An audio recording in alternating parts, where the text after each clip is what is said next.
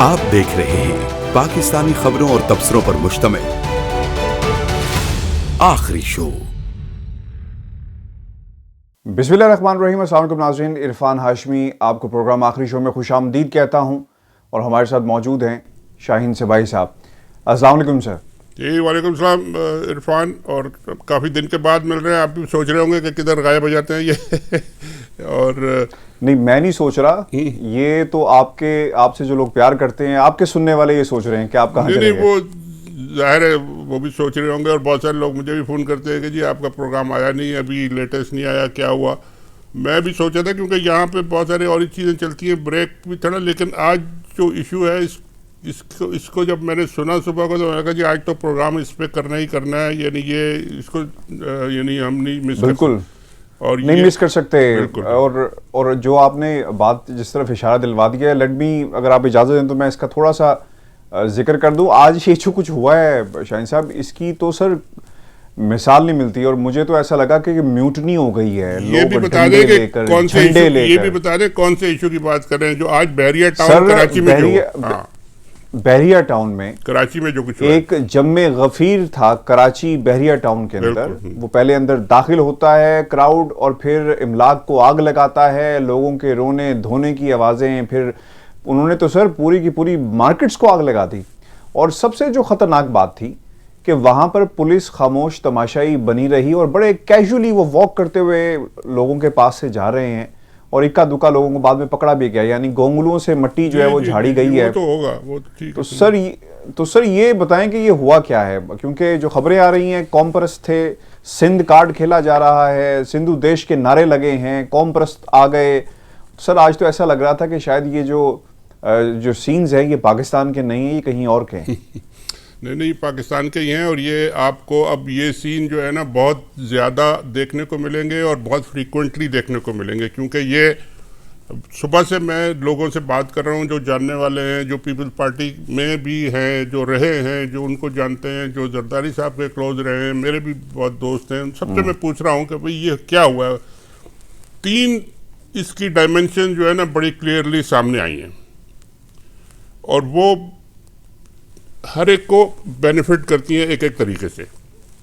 एक तो ये डायमेंशन आई है कि जनाब पीपल्स पार्टी का जो थिंक टैंक है, और ख़ासकर वो जो नेशनलिस्ट थिंक टैंक है, और जो जरदारी साहब और जो इंटीरियर के जो लोग हैं वो तो सारे वो हैं अपने जो hard line core Sindhi nationalist हैं, उनसे जरदारी साहब तो थोड़े से अलग रहते हैं।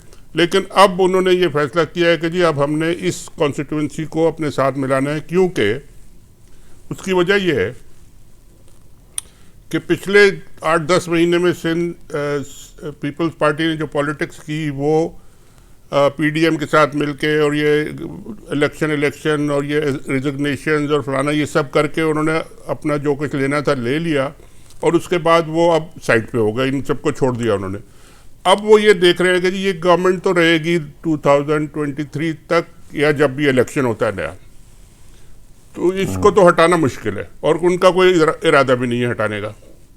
तो अब वो तैयारी कर रहे हैं कि जी हमने जो अपना नेक्स्ट इलेक्शन लड़ना है, अगर अचानक आ गया या अपने टाइम पे आया, तो वो कौन से इश्यूज पे लड़ेंगे, वो हमारा प्लेटफॉर्म क्या होगा, हमारी परफॉर्मेंस। तो ये है कि कराची जो है वो कचरे का ढेर बन गया है, पूरा का पूरा सिंध जो है वो कुत्ते काट रहे हैं उसको, और अजीबोगरीब पानी नहीं है, अजीबोगरीब हालात हैं। तो ये हमारी परफॉर्मेंस अगर रहेगी, कोई बड़ा प्रोजेक्ट हमारे यहाँ नहीं हुआ, और ये रियलाइजेशन है उनके अंदर कि जी हमने किया कुछ नहीं है। माल वाल जो बनाया है वो तो अपनी जगह है, हर एक ने अलग अलग जितना किया है वो अलग है, लेकिन पब्लिक फेस जो गवर्नमेंट का फेस है, पॉलिटिकल पार्टी का फेस है, वो क्या है, इश्यूज क्या होंगे उनके लिए।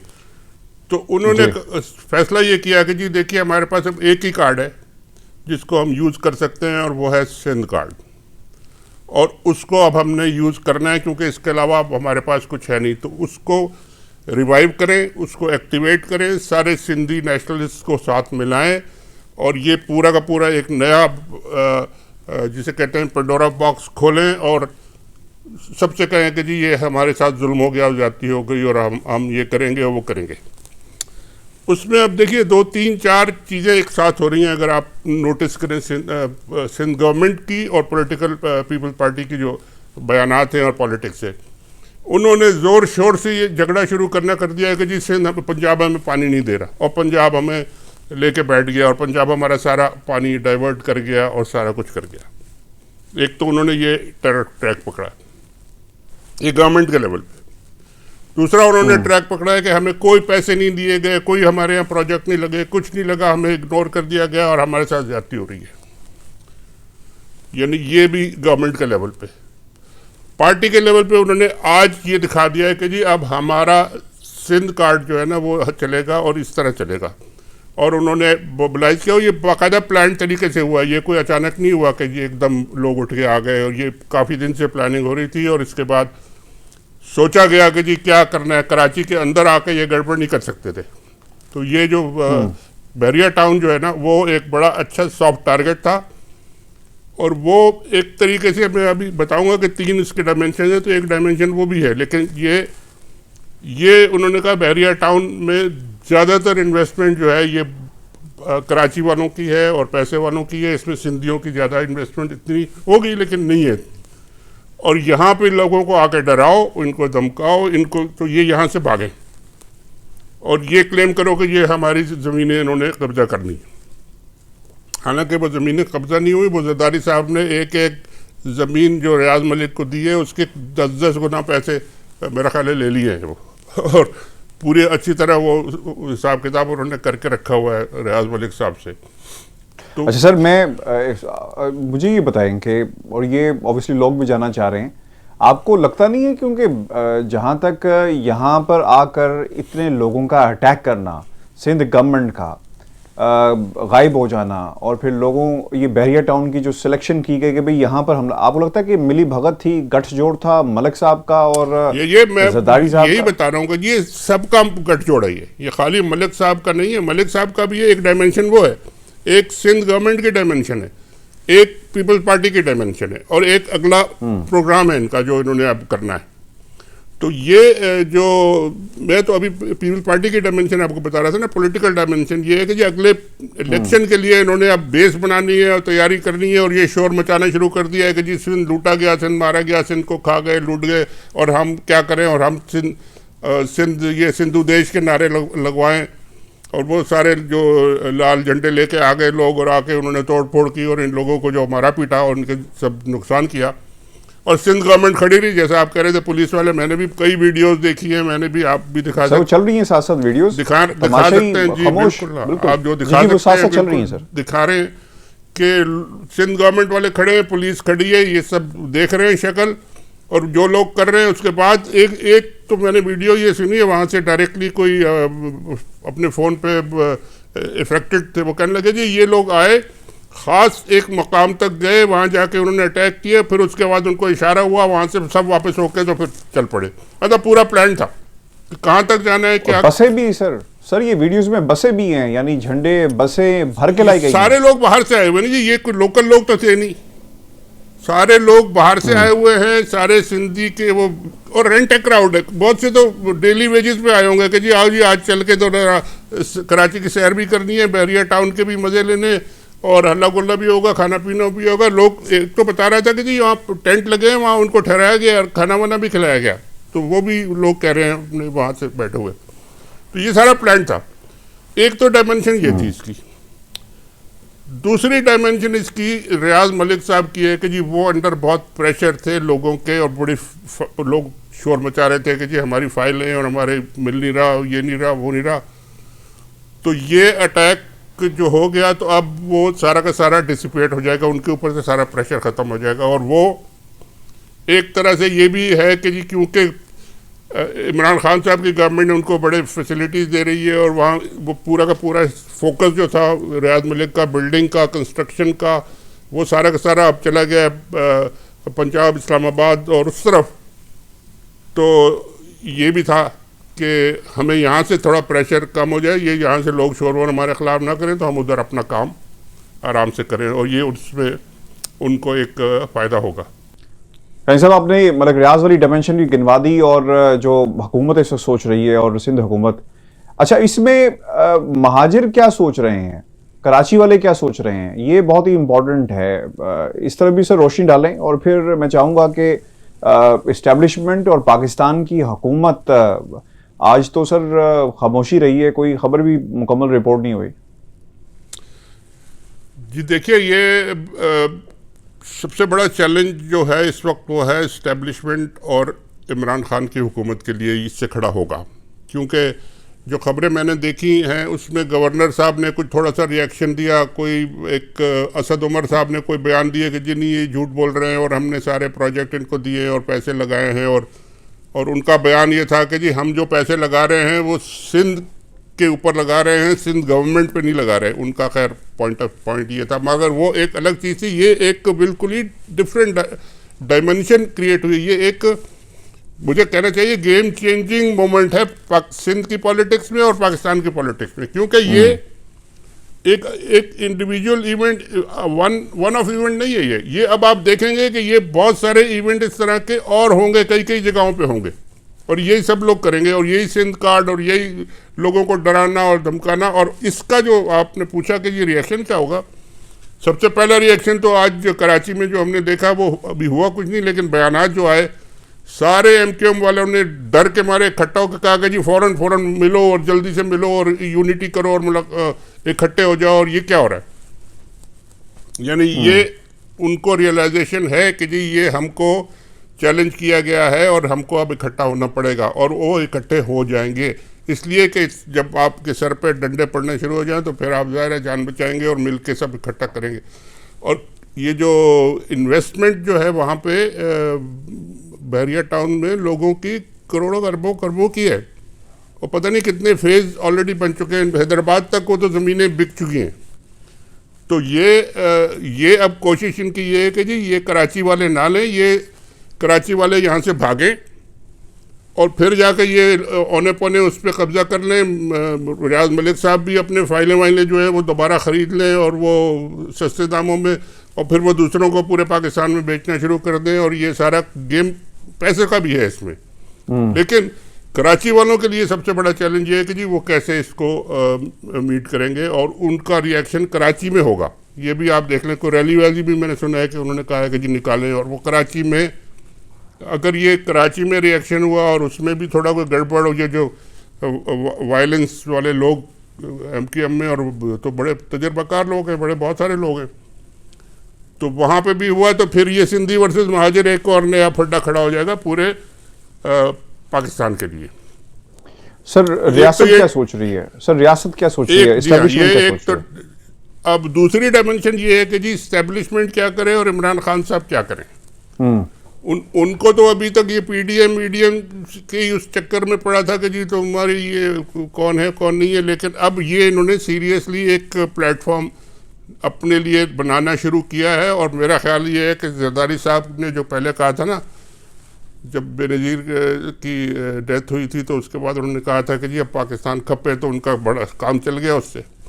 अब उनको मेरा ख्याल है नज़र आ गया है कि जी अब पाकिस्तान खपे वाला नारा तो हो गया, हमने यूज़ कर लिया, जितना चूसना था चूस लिया, अब आ जाओ सिंध खपे, क्योंकि इधर से हमें अब कुछ मिलेगा, बाकी हमें और पूरे पाकिस्तान में अब हमारा कोई काम वाम नहीं है, नहीं मिलेगा कुछ।